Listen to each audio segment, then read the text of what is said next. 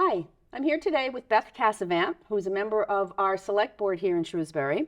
And Beth, you're finishing up your second term on the select board Yes. and running for re-election this year. You and I served together. I was a member of the Board of Selectmen, and I'll probably slip into that, and I'll apologize, which has most recently been changed to Select Board. Correct. But I was a member of the Board of Selectmen from 2007 to 2019 for 12 years. And you and I served during my last term, I think for probably about 2 years. Yeah. So we got the opportunity then to know each other, to work together as members of the board, but also we've had the opportunity in a lot of different areas here in town to work together, including Rotary and other types of events. So, Right. So it's my pleasure to be here for a chat with you today. I'm glad that you're here. Thank you. And so you're running for re-election. We know it will be a contested race because longtime board member Mo DiPaolo is retiring after 30 years on the board. It's incredible. It is. Yeah. I can't. I can't imagine 30 years. But I think our community's been well served for 30 years, and so there's a lot of interest because there are 2 seats now Right. that people are running board for, and the board has it's changed a lot since I was on it, for sure. We had some longtime members, and since I don't want to keep saying but since I've left, there have been 3 new members, and you now find yourself in the position of being the senior member of the board. So, Right. what are your thoughts about that? Well, I never thought the day would come where that would be. I've served 2 terms. It seems like since I joined the board, people have finished off their time of service and new members have come on, and it's a good thing, and it's sometimes a challenging thing, right? Because you want to have some stability, you want to have some consistency. I'm really excited to be running for re-election. I feel like this is a role where you need some time to really start to understand exactly what it entails. And the first term gets you there. The second term, my second term, started with the pandemic. And so again, that was completely unprecedented. Bringing on new members means that there's that whole different set of getting someone up to speed, understanding how the system works, understanding what it means to be a member of the board. And I like to be able to mentor those people. And also our manager has been here for as long as I've been on the board, so about 6 years. And so again, that's still, when you think about the time that our town managers have served, that's still a short period of time relative to a Dan Morgado or a Mr. Carney. So I still think that the stability factor is something that I bring. I'm excited to be running for re-election. I know that it's a crowded field, but I'm hoping that my record of public service over the past 6 years will help to distinguish me. You really kind of hit your stride in that third term, right? Because your first term you're learning about what's going on. Your second term you're a little more comfortable. Now you're hitting your stride, and again on this board, I think historical perspective will be very important. It's something that you want, as you said, new ideas, but you want to have people who understand what came before and how you sort of build on that. Right. I can't tell you how many times I pick up the phone and call Mo and I say, can you tell me about this so that I understand? Like, you've seen it before. And I mean, we just recently had a street acceptance on our agenda last month, and that's where a bunch of residents who live on what's considered a private road want to bring their street up to the standards of the town so that their road can be accepted and then maintained by the town. And that's something that none of us on the board, except for Mo, had seen before. I mean, even the manager hadn't been through a street acceptance in Shrewsbury. And so, I turned to Mo, and it's just to tell me, like, how does this work? How do the people vote in the neighborhood? How do they vote? How does their vote get counted? Who makes a decision? That sort of thing. And so when Mo leaves the board in a month or so, I feel like he's my last training wheel. Yeah. And I know that I can always call him, but 30 years of experience, goes with him when he leaves. Right. So right. I think that's something to consider. And that stability is really important, and I think that the residents of Shrewsbury they've realized that over the years, that it's important to have change when change is the right thing, but you need stability, especially when it comes to having a good town manager and good department heads and all of that. That type of leadership sort of trickles down. And I think mentoring is another important thing you mentioned. It's really important with a lot of new members Right. to have someone who is there to sort of, again, mentor them in the process Right. of what to expect. Right, and I mean, there's this time commitment too that I think people don't realize. The tip of the iceberg is what you see on a meeting, but there's behind the scene work that gets done. And a good example of that mentoring is, I have a weekly meeting. All the board members do have a weekly meeting with the manager. We probably talk for 60 to 90 minutes every week about different things that are happening in town and what are we working toward the goals that we set out, and are we meeting the needs of the residents. And so myself and John Samia have each taken a newer member. So I have my weekly meeting with select person Conlon, and he has his with select person Flynn. And that's a good way for a newer member to sort of understand, well, what are the questions that someone who's been on the board is asking, especially around things like the budget. Right? What are the things that people are asking that I should be thinking about? Because I'm running for re-election, but I don't plan to do this for 30 years like Mo, right? Like I see an end date for me. And you need to make sure that those people that you're serving with now, they know what they need to be thinking about. They know how to look down the street, see around the corner, and understand, what should I be thinking about? Yeah. So as you look back on your past 6 years, what accomplishments really stand out for you? Yeah, I've been thinking a lot about that. I'm really proud of the work of the board. I'm always proud of our town staff. I think people are really committed to this community. We're always looking for ways to improve the experience that residents have. But for me, it's always been about communication. I've worked really hard over the last 6 years to improve the communication that the town has with residents, but also that I have with residents. Always have wanted to be seen as someone who's approachable. I remember, moving into town and having to go and speak before a board or a committee at a public hearing and literally just shaking. But then you start to realize that these people live in your community, they're your neighbors, and they're people that you can approach. And I think that is something that we've come a long way in making it a more approachable board, I think, and that people can come and speak at public comment, which is something that's new. We're trying to invite the public in a little bit more. We are on social media. We have a town Facebook page. We have a town app that goes along with the Facebook page. We're on Twitter and Instagram. And I do have to give the credit to Taylor Galusha, who works in the combined office of the board, the select board, and the town manager. She's really responsible for taking this vision and making it a reality. She's very skilled at graphic work and web design work, and she knows how to handle social media in a way that people respond to. And I also think that we're going to be working towards a quarterly newsletter. And that's something where, if you think back to like the library sends a newsletter, the school department sends a newsletter, that this is something that will be coming to people's mailboxes. And so another way to sort of reach out and communicate with residents, we just completed the strategic plan. That's something that's totally new for Shrewsbury. That's a roadmap to guide us to 2030.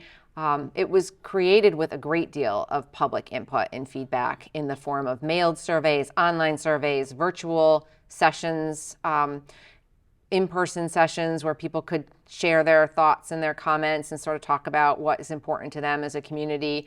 We had people at the farmers market. We had people at food truck night, just trying to make sure that we were able to get as much feedback as possible from the community. And again, I talked a little bit about the public comment policy. I will say the only thing am disappointed in with that is that more people aren't taking advantage of it. So for anybody who's watching, I hope that they know that we do have a public comment section before each of our board meetings. All you need to do is send an email to either the chair or select board at shrewsburyma.gov. Explain just a little bit about what you want to talk about. We just like to be able to put on the agenda who's going to be speaking. And then you're able to talk to the board with something that you're concerned about. And it's a great way to address all 5 of us at one time. We get plenty of email, but it is nice to have that face-to-face interaction with people. Yeah, it is. Yeah. And all of these things that you mentioned, just about all of them, have occurred in the last 6 years. So you really spearheaded that. I remember when you first ran, communication was a big thing. It was something. It's always a big thing, of right? Of course. But you really you took it on, I think, as kind of your own, and you helped to advocate and set up the structure for Taylor and others to do this. And so that vision, I think that's important, and I think that kudos to you, because you really did spearhead that as a member of the board. 6 years ago, we don't have a Facebook page. Can we have a Facebook page for the town? People be looking at me like I was crazy. I was like, I really think we need a Facebook, and here we are with an app, right? And I've been asking for an app for a while. I was like, can we have an app? And it is. You can go right on that app. You can report if your trash didn't get picked up. You can look at the recreation schedule. You can report a pothole through See, Click, Fix. Like, there's a lot of information there for people right at their fingertips. And it's hard to get the word out, right? Communication's a two-way street. But if people aren't getting the message, I still take it as we need to do better, not like the residents need to do better. And so we're always looking for ways to improve. Yeah, very good. And then I think another thing that you were spearheaded, took part of the lead on was climate change, or climate action, I should say. So it's another example of how our community is changing. We're approaching, if we're not at 39,000 people as of 2021. So that brings with it new people, new ideas, different thoughts about what the town and what the select board should be involved with. So maybe tell folks a little bit about that. Sure. So again, like as we're staring down at our first major storm coming tomorrow, and it is March 13th today, and we haven't really had any snow. So I don't think there's any way to say that the climate isn't changing in some way. And there's a local climate action group that has worked at town meeting to pass a climate emergency declaration in Shrewsbury. But then they came to our board after that and they said, we really think there should be a climate action plan for Shrewsbury. And, they were ready to go the route of a citizens petition, but they really did want to partner with the town. And I always think that citizens petitions have a place 100%. But if you can find a way to work together with people, I think that's where you actually make significant progress. And so this was great. They came to us with their ideas. The manager was receptive. The select board was receptive. Originally, they had just spoken to myself and select board member Samia. We brought it to the rest of the board in a workshop. Everybody quickly got on board with it. And before you know it, we've got an article on the town meeting warrant, to talk about whether or not we want to fund a climate action plan. And that plan is in process.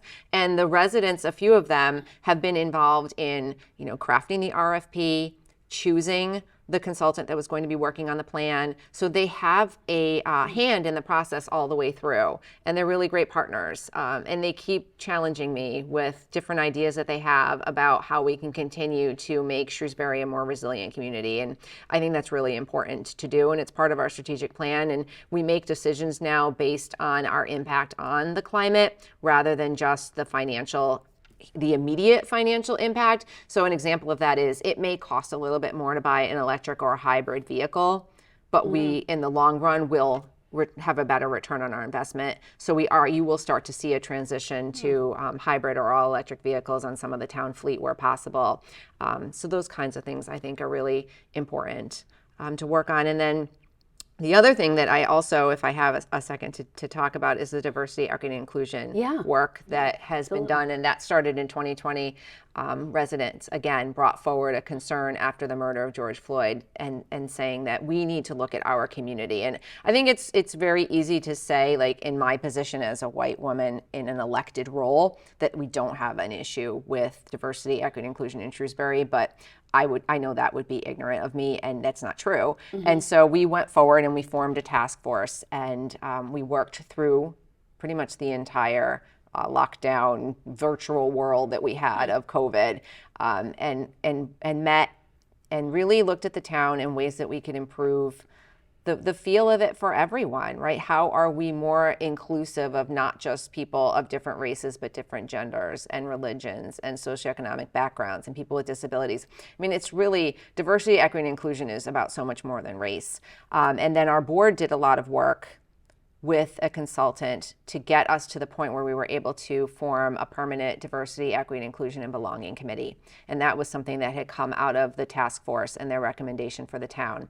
And this actually took a long time. I mean, this work started in 2020 and this task force just started meeting in 2023. So it's very exciting now to have this committee up and running. They've had 2 meetings. I'm sort of their liaison right now to kind of make sure that they are comfortable with working within, open meeting law and public records and things like that, that you're not necessarily, unless you're in a role like we are in or you have been in, that you don't necessarily think about when you're on a committee or a board. And they're meeting again tonight. And it's, Wow. it's something totally different to think about, right? Because you think about your time on the board and you're mostly doing things that are like, like street acceptances or one-day liquor licenses or talking about budget work and financial planning. You're not always thinking about the social side of things. So this is a completely different shift, and I really do enjoy the work. It's a great example of how many different things you can get involved with as a member of the select board, and how a lot of that comes from the community up, Right. and then those issues, and so it can be very difficult for people who maybe are single issue. Being in service to the community involves more than a single issue perspective. I think really it's good really point. important. So what do you see as the other major issues for voters in this voting year? Well, I always think people have taxes top of mind, always, especially now. Like everyone else, I noticed a jump in my tax bill. The value of my home increased. We feel the effects of the new Beale School. We feel the effects of the new police station, which again, both of those initiatives, I'm so proud that our community came together to fund them. We feel the effects of the override. So I know that people are really concerned about their tax bill. I am committed to maintaining a stable tax rate in town. As you know, we have the single tax rate. I would like to work to make sure that people are aware of the different tax abatement opportunities that have been put in place. At last May's town meeting, they were expanded significantly from what has historically been offered to people as tax abatement. And this was something that Mo DiPaolo really felt passionately about, did a lot of work with our assessor, brought forward these ideas. And we actually now have a fund where people can donate, similar to the Selco Share the Warmth. So if you wanted to donate an extra $50 on your tax bill, so that goes into a fund for people who maybe can't afford their taxes but don't meet those minimum thresholds for like income or disability. The board also allocated $50,000 of ARPA funds as seed money for that. So I hope that the community realizes that we understand that even a minimal increase in taxes can really be a hardship for people. We are trying to find ways to keep those taxes stable and not have significant swings in not only your taxes, but your rates. So like water rates are something that the board can control. And we are going to be looking at water rates and thinking through a new model around water rates so that we aren't having those significant jumps every time we need to raise the rates to cover capital costs or maintenance costs on the water system. So that's definitely something that I think people are interested in. Always. You're right. It will always be the foundation or underlying, because that's what hits us at home, Right. The most. And it's really one of the things that we see as residents, most clearly about how our taxes are not only raised but how they're spent.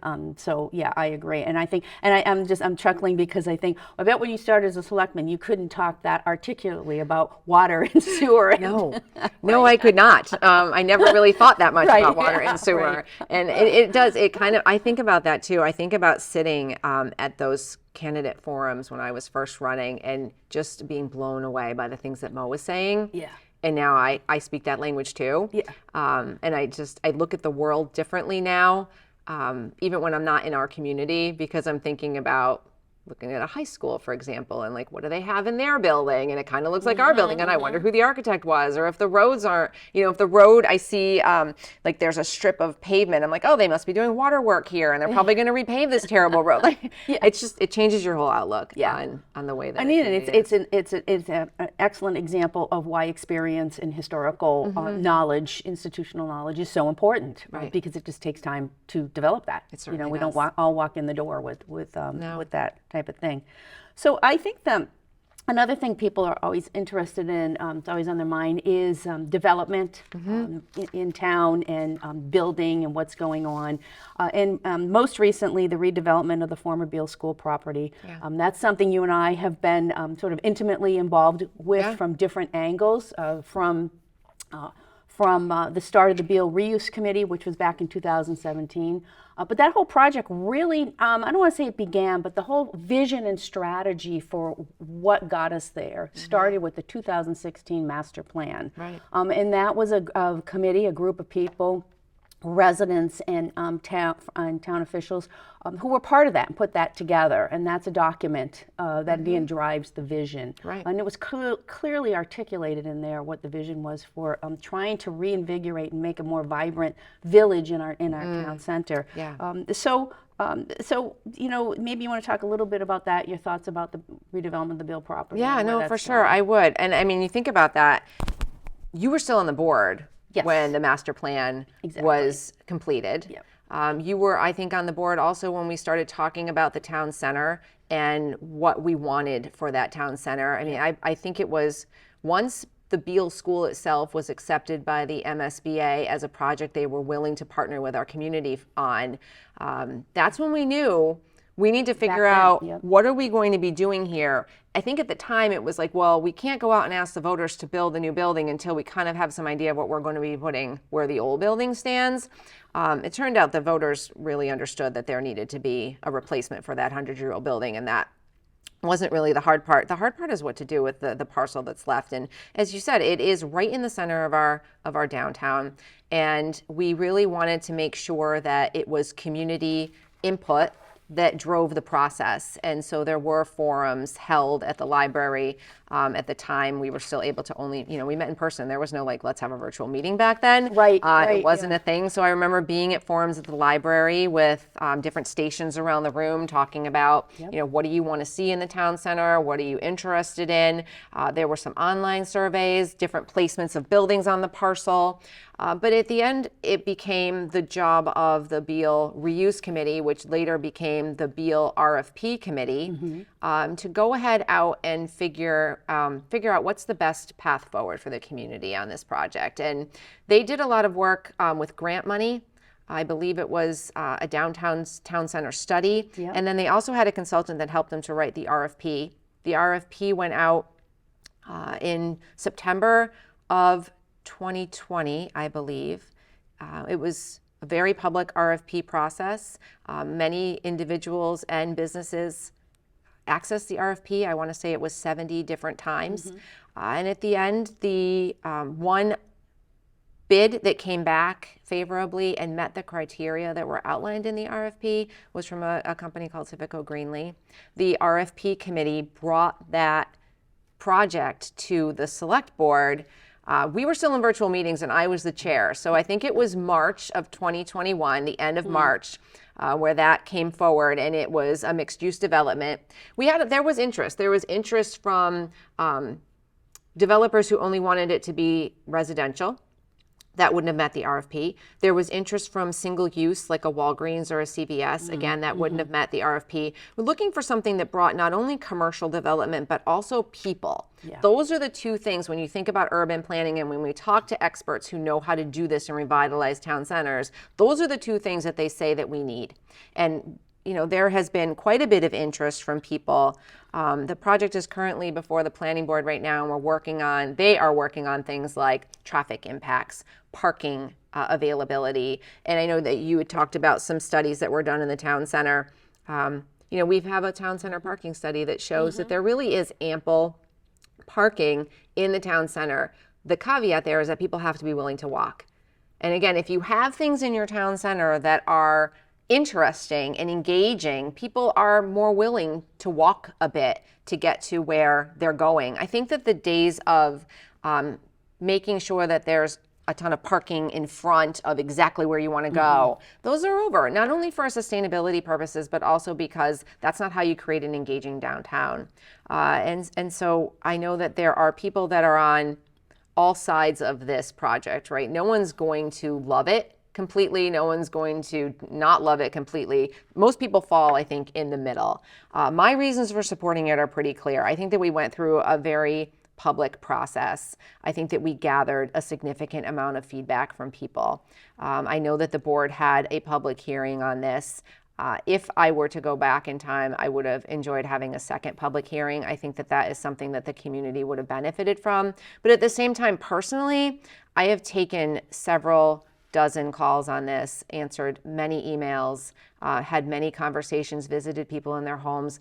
And again, I always come back to the same thing. If we want to revitalize the center of town, we need to do so in a way that is going to bring commercial business and residents and balances the needs of the people that are going to be most impacted, the abutters, but also will attract new business to the center of town. You know, we have the Hale Block right now with many empty storefronts, and we want to see those filled. And we know that the people that are working on revitalizing that building will benefit from something being developed at 1 through 7 Maple Avenue. Yeah. Yeah, and you hit on, in my opinion, a lot of very important points, especially this having been such an open public process. And anybody who wants to look at that, that's out on the select board's website, as well as the planning. There's board actually an entire website. page on the town website. Right. Where you can look it up. You have to look at 1 through 7 Maple Avenue, and you will be able to find the entire interactive timeline. Again, another shout out to Taylor Galusha, created an interactive timeline. Every meeting, and again, a lot of the work of negotiation that did take place in executive session, but that's what you do. But that's real property, under, right? Exactly. You don't negotiate in public, right? Because it shows your hand. Yeah, right. Right. But again, all of that is available for people to take a look back at and see how we got here. And it will be an important catalyst. The Town Center Association, you know, the Yuletide Market, Light the Common every year, to me is a kind of a proof of concept that this works. You know, 3,000 people will come on for 4 hours in an evening on a Saturday for something, right? And they found parking. There is parking, and to those who say, well, that's like a one-time thing, it's not. If you look at other communities. If you look at the communities where they've been able to revitalize their downtowns, they have events. It's every weekend during the week. You know, people park, they walk to eat. They live in the area. Our seniors, our young people will find this attractive, and we also have to just deal with the realities of that particular site and what can be done there and the economics. So, and there's going to be traffic in the center of town, regardless of what goes there. Correct. That's right. That's we just have to decide if right. we're willing to sit for an extra minute or two, right. if it means that we are actually revitalizing our town center. But the walking is the important thing. Right. People will People walk. need to start rethinking how they get places. I personally would much prefer to walk if I could. Yeah. So we have a few minutes left. So I'm wondering what, I'll open it up to you. You want to talk about the election itself? Probably. It's a contested race. Yeah. Your thoughts on that? And we should mention, I'm sure we'll mention at the end, but before we lose time, the election is Tuesday, May 2nd. Yeah. Tuesday, May 2nd, which I know these kinds of things are things that I like to think about, but when I was elected the first time, it was also Tuesday, May 2nd. And it's Mo DePaulo's birthday on Tuesday, May 2nd. Oh, yes. I know. Oh, there you go. I like to look for fun things that go along with dates, good omens, I guess. So I guess I just want people to know I'm a worker, right? Like, I did not get into this role to sit back and let other people do the work for me. I am here because I enjoy it. I love it. There's something soothing about municipal government to me that I'm just interested in it, and I find it's just the order and the way that everything runs by policy and procedure. I like that. I also like being able to work with our town staff and support them as they do the work of this community. I've met and worked with some really great colleagues, you being one of them, and every single person I've served with on the board, I learned something from, and I take that with me, and it has grown into the select board member that I am right now. I feel like I am just hitting my stride. I would really like an opportunity to continue to do the work of this community. I hope that voters will look at my entire body of work. The only person that you will ever agree with 100% is yourself. And sometimes I don't even agree with myself, right? I can argue with myself sometimes on things. I want people to look at my whole body of work, my commitment to adequately staffing our police and our fire departments. Since I joined the board, we will have added 8 new firefighters. When I was running for election the first time, Chief Bona was telling me how we were way under what we needed for the number of firefighters for a community of our size. 8. That is no easy task, you know that. We have a new police department now. We needed that new police station for several years, probably decades, right? So commitment to that, my work to ensure that there's stable funding for our schools, the override commitment that we made to the community, that's groundbreaking. We no longer have to wring our hands at a school committee meeting over the budget gap between what the manager can give to the schools and what the schools need in order to maintain their program. Those days are behind us, thanks to the work that we've done as this board. My efforts to address water quality issues and just overall be responsive to the residents and the business owners. I had asked that my information be flashed on screen as we're talking here, but I really do want to hear from people. I will be out knocking doors, but I am one person and I intend to knock as many doors as I can by myself. And I won't get to everyone just because the town's too big. So if I don't get to someone, if I don't get to you, please reach out to me, bethcasavant@gmail.com, 508-641-8174. My website is casavantforselectboard.com, and my daughter, who did graphic design at Casavant, created my website, so please go visit it. She is looking to see if there's website traffic, and I just really appreciate you being here with me today. That's great. Well, thank you. I'm happy to do it, and I think people learned a bit more about you if they didn't know, and certainly I think if they didn't take anything away from this, that you were open, and they should contact you with any questions, but definitely get out and vote May 2nd.